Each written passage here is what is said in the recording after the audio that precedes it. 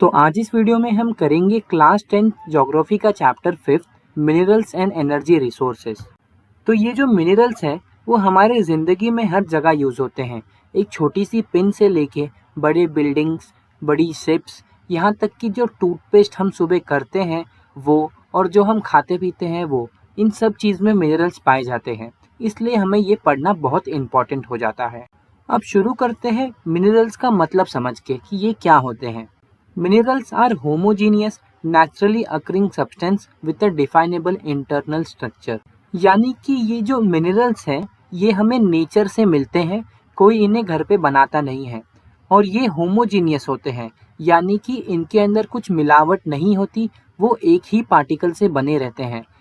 तो आपके मन में ये क्वेश्चन ज़रूर से आ सकता है कि ये जो मिनरल्स हैं वो किस जगह पे मिलेंगे। देखो, नेचर में मिलेंगे, लेकिन नेचर में भी कहाँ मिलेंगे, ये आपके मन में क्वेश्चन आ सकता है। तो अब हम इसी को देखने वाले हैं। Modes of occurrence of minerals, यानी कि मिनरल्स कहाँ कहाँ पाए जाते हैं। पहला तो ये है कि ये इग्नियस और मेटामॉर्फिक रॉक्स के अंदर पाए जाते हैं। अब इन रॉक्स के अंदर जो भी दरारें बनी रहती है, यानी जो भी क्रैक्स रहते हैं, उनके बीच में ये मिनरल पाए जाते हैं वेन्स और लोड्स की फॉर्म में। वेन्स यानी कि अगर मिनरल कम अमाउंट में मिले, और लोड्स यानी कि उसी रॉक में अगर ज़्यादा अमाउंट में मिनरल मिलता है तो उसे आप लोड्स बोलोगे। अब दूसरा है कि आपको मिनरल्स डिकम्पोज्ड रॉक के अंदर मिल सकते हैं, यानी कि जो टूटे हुए पत्थर रहते हैं उसके अंदर मिल सकते हैं। कैसे? ओर की फॉर्म में। तो अब ये ओर्स क्या होता है? तो ओर्स मतलब होता है कि जो मिनरल है उसके अंदर जब इम्प्योरिटीज मिक्स हो तो उसे आप ओर्स बोलोगे, यानी कि कुछ अशुद्धियाँ मिक्स हो। समझो एक पत्थर है, पत्थर बहुत सारी चीज़ों से मिलकर बना है, तो आप उसको ओर बोलोगे। अब उसमें क्या हो सकता है? मेटल हो सकता है बहुत सारा, साथ ही साथ थोड़ा कचरा हो सकता है, जैसे मिट्टी पाई जा सकती है उसमें, और भी कई तरह के नॉन मेटल्स भी मिल सकते हैं। अब तीसरा ये पाए जा सकते हैं एलुवियल डिपॉजिट्स में, यानी कि जो एलुवियल सॉइल है उसके अंदर हमें मिनरल्स मिल सकते हैं। कैसे? क्योंकि जो मिनरल पानी से बहते नहीं हैं वो एलुवियल सॉइल्स में डिपॉजिट हो जाते हैं, जिसकी वजह से हम उसे एक्सट्रैक्ट कर सकते हैं उस सॉइल में से। अब अगला है कि जो मिनरल्स हैं वो हमें सेडिमेंटरी रॉक्स के अंदर भी मिलते हैं। जो सेडिमेंटरी रॉक होता है उसके अंदर जितने भी लेयर्स पाए जाते हैं, उन लेयर्स के अंदर हमें ये मिनरल्स मिलते हैं। अब बात करें तो लास्ट वाला जो है उसके अंदर बहुत सारे मिनरल्स पाए जाते हैं। तो जो ओशन वाटर है उसके अंदर वास्ट वैरायटी में मिनरल्स हैं, यानी बहुत सारे मिनरल्स पाए जाते हैं, जैसे कि सॉल्ट हो गया, मैग्नीज हो गई, मैग्नीशियम हो गया, और भी बहुत सारे टाइप के मिनरल्स इस ओशन वाटर में पाए जाते हैं। तो अभी तक हमने ये देख लिया कि मिनरल कहाँ कहाँ पाए जाते हैं। तो अब हम ये देखेंगे कि मिनरल्स कितने टाइप के होते हैं। तो हमारा टॉपिक हो जाएगा क्लासिफिकेशन ऑफ मिनरल्स। तो देखो, मिनरल्स टोटल 3 टाइप के होते हैं। पहला होता है मेटालिक मिनरल्स, दूसरा होता है नॉन मेटालिक मिनरल्स, तीसरा होता है एनर्जी मिनरल्स। तो सबको एक एक करके पढ़ते हैं। तो ये टॉपिक शुरू करने से पहले कुछ ज्ञान की बात कर लेते हैं जो कि आपको एमसीक्यू में पूछा जा सकता है। तो दुनिया का सबसे हार्डेस्ट मिनरल है डायमंड, और सबसे सॉफ्टेस्ट मिनरल है टैल्क। तो अब चलते हैं हमारे टॉपिक की तरफ। Metallic minerals. अब इसमें भी 3 टाइप होते हैं। पहला हो जाएगा फेरस, दूसरा हो जाएगा नॉन फेरस, और तीसरा हो जाएगा प्रीशियस। अब ये बहुत इजी है, आप आराम से समझ सकते हो। फेरस क्या होता है? आयन यानी लोखंड। तो ऐसे मिनरल जिसमें लोखंड यानी आयन पाया जाता है उसको फेरस बोलोगे। अब नॉन फेरस जिसमें लोखंड यानी आयन नहीं पाया जाता। और तीसरा प्रीशियस, यानी जो अनमोल रहता है, यानी जो बहुत महंगा मिलता है, जैसे सोना, चांदी, हीरा, ये सब बहुत महंगे मिलते हैं, तो ये हो जाएगा प्रीशियस। तो अब फेरस और नॉन फेरस के कुछ एग्जाम्पल देख लेते हैं। तो फेरस के एग्जाम्पल हो जाएंगे आयन ओर और मैंगनीज। तो देखो, पहले आयन ओर के बारे में समझते हैं। आयन ओर यानी कि लोहा, इसे बैकबोन ऑफ आयन इंडस्ट्री भी बोला जाता है, क्योंकि तुम्हें पता है कि कोई भी इंडस्ट्री लोहे वाली जो है वो बिना लोहे के कैसे कुछ सामान बना पाएगी। तो इसलिए इसे बैकबोन ऑफ आयन इंडस्ट्री बोला जाता है। साथ ही साथ ये जो आयन है वो इंडिया में बहुत ज़्यादा अमाउंट में प्रेजेंट है, यानी कि इंडिया में बहुत ज़्यादा आयन पाया जाता है। तो ये 2 पॉइंट आप याद रख सकते हो। अब ये जो आयन ओर है, यानी कि जो लोहा है, वो भी 2 तरीके का होता है। पहला तो होता है मैग्नेटाइट, यानी कि अच्छी क्वालिटी का, इसके अंदर 70% तक आयन मिल जाता है। और दूसरी अगर बात करें तो वो होता है हेमेटाइट, यानी कि थोड़ा लो क्वालिटी का आयन होता है ये इसके अंदर 50 से 60% तक आयन मिल जाता है।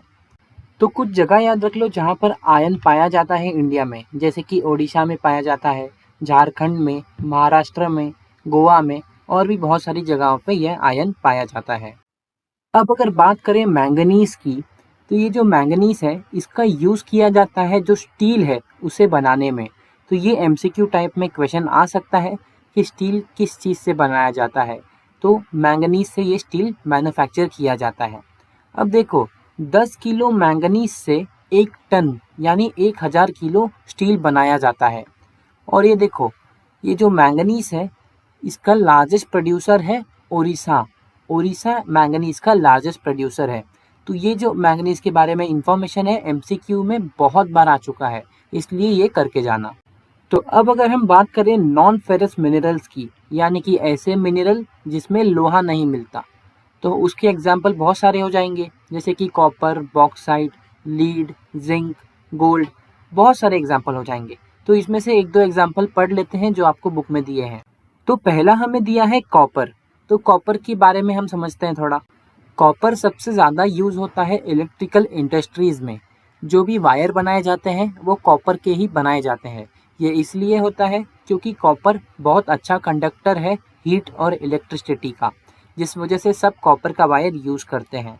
साथ ही साथ आपके घर में जो भी फ़ैन लगा होगा, एसी लगा होगा, उसके अंदर जो भी वायरिंग हुई रहेगी सब कॉपर से ही हुई होगी। अब अगर बात करें ये कॉपर कहाँ कहाँ पाया जाता है, तो ये पाया जाता है बलाघत माइंस जो कि मध्य प्रदेश में है वहाँ, खेतरी माइंस जो कि राजस्थान में है, साथ ही साथ झारखंड में भी ये पाया जाता है। तो अब बात करते हैं बॉक्साइट की।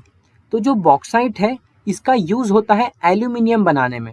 तो जो भी एल्यूमिनियम फॉइल रहती है जिसमें आप अपनी चपाती पैक करके स्कूल में लेके जाते हो, वो किस चीज़ से बनता है? वो बॉक्साइट से बनता है। ये एक इम्पॉर्टेंट क्वेश्चन आ सकता है आपके एग्जाम में, तो आप ये प्लीज़ से करके जाना। साथ ही साथ अगर आप बॉक्साइट को आयन में मिलाते हो तो आयन की क्वालिटी और अच्छी हो जाती है। तो ये 2 पॉइंट आप याद रख सकते हो। तो अब हम आ चुके हैं सेकेंड टॉपिक पे, जो कि है नॉन मेटालिक मिनरल्स। और ये बहुत छोटा सा टॉपिक है। तो इसमें 2 चीज़ आते हैं, एक आता है माइका और एक आता है लाइमस्टोन। तो दोनों के बारे में पढ़ लेते हैं। तो पहले हम देखेंगे माइका को। तो ये जो माइका है इसका यूज़ इलेक्ट्रिक और इलेक्ट्रॉनिक इंडस्ट्रीज़ में यूज़ होता है। इसका यूज़ इसलिए होता है क्योंकि पहले तो ये बहुत ही अच्छा इंसुलेटर है। इसके अंदर बहुत ही ज़्यादा अच्छी इंसुलेटिंग प्रॉपर्टी है, यानी कि ये जो करंट है उसको फ्लो होने से रोकने का काम करता है। साथ ही साथ इसके अंदर जो रेजिस्टेंस की पावर है वो भी ज़्यादा है, हाई है। तो इसलिए इसका यूज़ किया जाता है इलेक्ट्रिक और इलेक्ट्रॉनिक इंडस्ट्रीज़ में। तो अब हम बात करते हैं लाइमस्टोन की। तो ये जो लाइमस्टोन होता है उसे यूज़ किया जाता है सीमेंट इंडस्ट्रीज़ में, सीमेंट बनाने के लिए। अब ये जो लाइमस्टोन होता है वो ऐसी जगह पे पाया जाता है जहाँ पर कैल्शियम कार्बोनेट के रॉक्स हैं या फिर मैग्नीशियम कार्बोनेट के रॉक्स हैं। तो उस जगह पर ही ये लाइमस्टोन भी पाया जाता है। इसका एक इम्पॉर्टेंट यूज़ भी है। ये यूज़ किया जाता है आयरन ओर की स्मेल्टिंग में, यानी कि जो ओर अभी हमने पढ़ा था कुछ टाइम पहले कि एक पत्थर रहता है जिसके अंदर बहुत सारे मिनरल्स मिक्स रहते हैं। तो वही पत्थर को पिघला के उसमें से आयरन ओर निकालने के लिए इसका यूज़ किया जाता है। तो अब एक इम्पॉर्टेंट क्वेश्चन डिस्कस कर लेते हैं जो आपके एग्ज़ाम में आ सकता है। तो देखो आपके एग्ज़ाम में ये क्वेश्चन आ सकता है कि माइनिंग करने से क्या क्या प्रॉब्लम्स हम फेस करते हैं।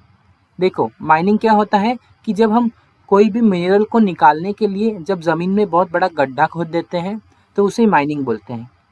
तो हम क्या क्या प्रॉब्लम फेस करते हैं इसकी वजह से।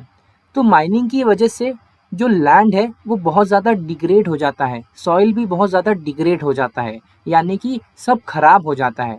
साथ ही साथ ये माइनिंग करने की वजह से जो रिवर है वो भी पॉल्यूट हो जाती है।